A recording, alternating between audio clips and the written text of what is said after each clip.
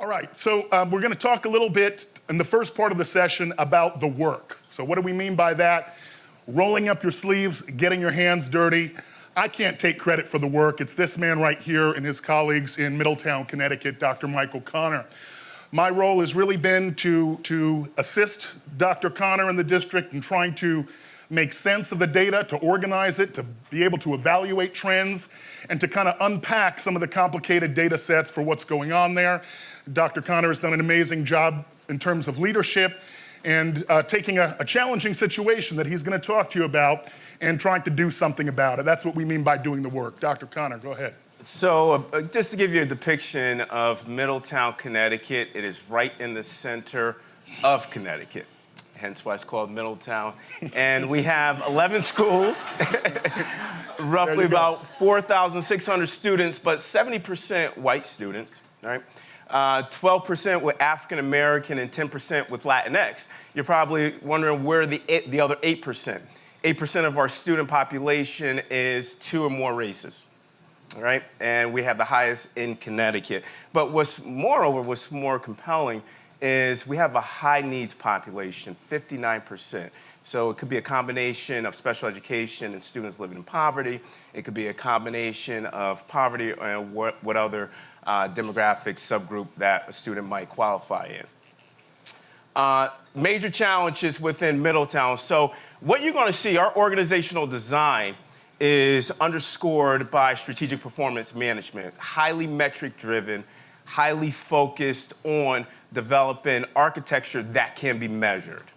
One of the things that we wanted to do is measure how we can be able to disrupt inequities, how we can measure our structures, our systems, our strategies, specifically in the context of how we're vertically articulating and developing our organization to ensure that, A, we're providing kids with the innovative academic experience, but moreover, ensure that all students, all means all in Middletown, have opportunities to be able to be successful. So phase 1 of this data collection process was more importantly just setting the direction, understanding the context of where I'm going, understanding what are some of the political pitfalls, understanding where practitioners are in the context of capacity, delivering instruction. Also, moreover, analyzing the historical data, trends that we've seen, subgroups, how are they performing? What is the level of proficiency against what specific teachers, cohorts of teachers? So that comprehensive analysis led all the way from November 2017 when I started. My entry plan, which was called Explore Middletown, was disaggregated into 5 strategic areas with 52, what I call 52 structured activities. In each of those activities, I identified students from the University of Hartford to be able to collect that data, corroborate the data, analyze the data for specific trends, and put it in a report that I gave to my Board of Education. It was a 16-page report outlining every single specific trend, whether it was quantitative or qualitative, to say this is where we're at as a district. So as we're continuing that trend, we identified 52 individuals, very divergent, multiple stakeholder groups representing the community, representing parents, representing students, teachers, leaders to participate in a 6-month strategic planning process using all of the data that was collected from Explore Middletown to develop our next steps, to develop our future focused trends on what we're going to do as an organization. A, underscored by 2 principles, innovation and equity, disrupting our current industrial model that we have in place and how we can ensure that all students, because Middletown had one of the largest achievement gaps in the state of Connecticut.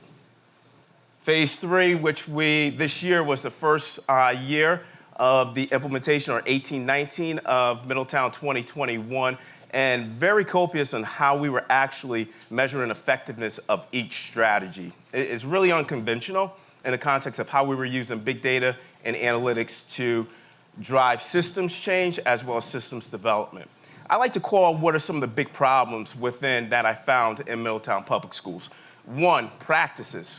I analyzed a total of 85 classes. Out of 85 classes that I analyzed, 92% of the instruction was didactyl, rote, recall, what we call in ELA, text-specific questions, without that metacognition as we were talking about. Moreover, too, when we look at our students that need additional support from an equity design, equity lens, we saw variability in the context of from each school. Some might have a consistent intervention model, some might not. Some had some resources, some might not. So we saw this ad hoc implementation, very limited articulation within the system design around our intervention model. Academic rigor. When I think of academic rigor, we defined academic rigor in Middletown Public Schools as increasing the complexity of thinking. When I asked students via student survey, do you feel challenged? 68% said no. 68% said no. And when you ask them, do you want to be challenged? 75% say yes. So academic rigor is not just a buzzword in Middletown Public Schools, but our students want the academic rigor to be successful. And again, traditional assessment practices. I'm not a huge high-stakes formative assessment guy. I'm more in the lines of having students demonstrate their learning through competencies and exhibitions, simulations. So now when we see this push-pull of how we're going to move from traditional assessment practices to deep learning and having that articulation to show it, there's a huge hardware shift that we're seeing in Middletown Public Schools, but more importantly, it's going to have to be the mindset shifts and the mental model shifts, and how are we going to accomplish that? Through policies.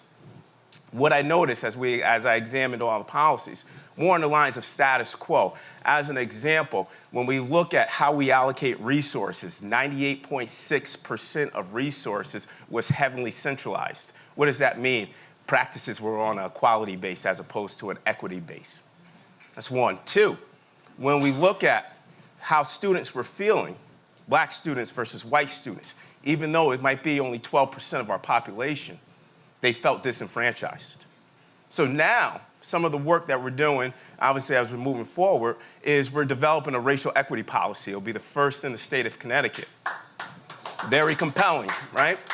A shift in practice. Two, our policies are going to state that now we're going to move from a decentralized approach to kind of like this hybrid of decentralization and centralization. Because again, we need to have principals to have autonomy on the decision-making process within their schools. Moreover, some schools are going to need more money than other schools, and that's a fact. And when we look at programming, industrial models versus innovation models, we're starting to disrupt the industrial model that we have by integrating artificial intelligence into the model. Machine learning in the context of adaptive software in all components of Tier 1, Tier 2, and Tier 3, whether it be small group instruction, whether it be whole group. We're starting to look at how we can just not utilize technology or have teachers just say technology is going to replace us, but utilize technology in this coupling manner where the teachers can use that to be able to advance their instruction, but also get to that level of precision and individualization that students need from an equity standpoint. The summative data that we saw, for 4 years, we saw this steady decline of student achievement based off the Smarter Balanced Assessment Consortium. Moreover, the state was actually going up. So what does that mean? The achievement gap started exacerbating itself. We started seeing it getting bigger, especially within our Latinx and African-American subgroups. So a lot of work, a lot of mindset shifts, a lot of changes. Moreover, now, if we really want to measure equity, if we really want to measure innovative models and innovative practices moving towards a facilitative model, we have to be very copious with how we use analytics and data. So that's why I reference now Middletown 2021 Keys to Innovation and Equity Strategic Operating Plan as what Michael Tushman from Harvard University would call exploit and explore. Exploit existing models, right? There we go, HPS, right? Exploit existing models, exploit key performance indexes, exploit our assets, and explore for innovative practices. So one, moving towards this executive coaching model for teachers, for practitioners, now using technology for asynchronous and synchronous delivery of professional learning that is customized for teachers as well as our leaders. Mindset shift when we talk about all means all, and then also using big data and analytics now from a correlation standpoint, management science standpoint, operational analysis, data science, using a variety of different variables to answer those hard questions, but moreover, to ask those hard questions, to provide that insight for our practices, and also to make strategic shifts within our business model as well as our operating model. New policies, again, which we talked about, moving towards everything has to be equity-driven. Everything has to underscore a decision in regards to all students. And when we have our policy meetings, one of the common questions as frequently asked is, are we making this decision for all students, or are we making this for just a specific subset? And new programming, again, as I talked about, disrupting the current model that we have in place, analyzing specific tenets and apparatuses within our operating model, and also this machine learning, adaptive learning to get to that level of precision for instruction. I believe Matt talked about it earlier today when the teacher and the practitioner and AI are used together. Matt? All right. Well, I'm sorry. That's okay. Yep. I can be Matt. Josh. All right. So just to talk a little bit about the findings, I do want to emphasize that we're early in this work, okay? And as Dr. Conner suggested, the work that we've done so far has really brought up more questions than it has answers. But nevertheless, felt it was important to do a walkthrough of where we are so far, okay? So down here, you can see on the table, and you've got it in front of you, 2018-2019 data from the SBAC, the Smarter Balance Assessment Consortium. So we see that in both ELA and math district-wide, we see an uptick in the percentage of students at proficiency across the board. Now look, not trying to sit here and say that standardized testing is the end-all and be-all. We all in this room are smart enough to understand, even if you knew nothing about standardized testing until today, it's one measure, arguably not the right measure, but it's one of many that drives accountability processes, okay? I'm also not trying to suggest that a single year's worth of data is a trend, okay? It's not. However, what we do see is the end, or at least for now, of a trend, okay? The district was slipping further behind in ELA with a lower percentage of students at proficiency every year. And this year, that wasn't the case, okay? We're gonna try to unpack a few of the reasons why, but excited to see that. And I think it's a testament to Dr. Conner's commitment. In math, we also have an uptick. We're gonna focus mostly on ELA, just in the interest of brevity. And here we can see by grade level increases in the 2018 to 2019 almost across the board, okay? With particularly strong increases in the middle school and grade 7 in particular. Yep, okay. So just to be very clear about it, the percentage of students in grade 7 grew to 55%. Those are the students at proficiency on the Smarter Balance, up from 38% the prior year. So a pretty significant increase. We're gonna do a little bit of a deeper dive in grade 7 because I think that forms the basis of an initial case study. We wanna even go further beyond what we can share today, but I think that there are some takeaways here that are worth talking about, worth questioning, and worth sharing. Okay, so in this scenario, in this chart, we're looking at the different achievement levels represented by Smarter Balance for grade 7 language arts only, with the column on the right being the most recent year. So we can see that a record low of 21% of students are in that lowest level of achievement. So you can see that all the way over there to the right. So that's a high, and similarly, 21% of students are in the top level of achievement, and it's actually 55% that are proficiency or above. It looks like 54, but it actually rounds up to 55 if you look at the underlying numbers. So again, pretty significant increase over the prior year. And that's all students for grade 7, just to be clear as to what we're looking at. So we took a further look at that, and I know this one's a little bit hard to read. We wanted to understand demographically, what are these interventions? What are these programs? What are they doing across the board? Are they helping all students, or is it really just kind of more of the same? And we certainly see increase across all of the major racial demographic groups represented by the district. Black students going from 15% proficiency up to 25, Hispanic 22 to 41 at grade 7, and white students 53 to 76. So increases across the board.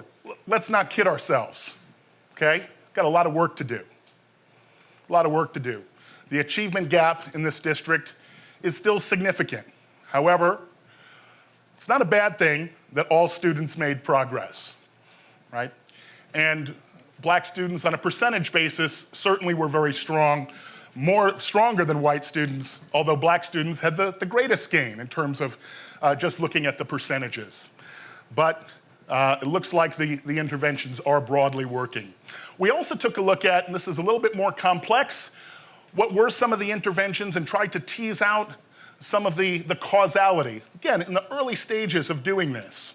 So we looked at a 3-year longitudinal study, a cohort of the same students that are in grade 7 now, were in grade 6 last year, grade 5 the year prior, and we took a look at some of the interventions that they had or didn't have. One of the things that we see here is that all students, the blue line, sort of flat across the board. It went from 58 to 61 to 60, and that's a percentile basis. And this is not measured by Smarter Balance, but by NWA MAP spring scores, so sort of a benchmarking type assessment. And we're looking at their percentile rank here.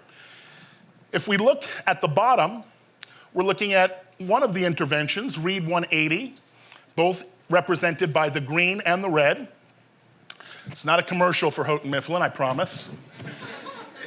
But what we do see is that the students, the same cohort again, they started out at the 44th percentile 3 years ago, then dropped to 41, I'm looking at the green line, and then after Read 180, and other interventions potentially, this year is the intervention year, they went to the 49th percentile, so ranked against their national peer group. So a fairly significant gain. Whereas the students that didn't have any intervention either really stayed flat or maybe went marginally down on a percentile basis. There was another enrichment program called UpSmart. Again, that one stayed flat. So we were encouraged by this result, at least in terms of those students that were at the lower end of the spectrum. The scoring gains were also true across all of the strands or sections of the Smarter Balance. The listening claim, the reading claim, and the writing and research inquiry claim. So you can see that's across the board. There were increases where historically those numbers were also going down. So it wasn't just limited to one section or one particular area of language arts or reading. And then finally, this is just an example of what we do as a company. My company, Linkit, works with districts to do ongoing analysis. This is a screenshot from our platform, and it shows a regression analysis that looks at local assessment data relative to summative data, or any two variables, and does a regression on the fly. So going forward, we're going to be looking at these data sets as they come in real time, and we're going to be able to make predictions based on that in terms of how the district is progressing against the goals of the strategic plan. And that, in a nutshell, is the work that we've done.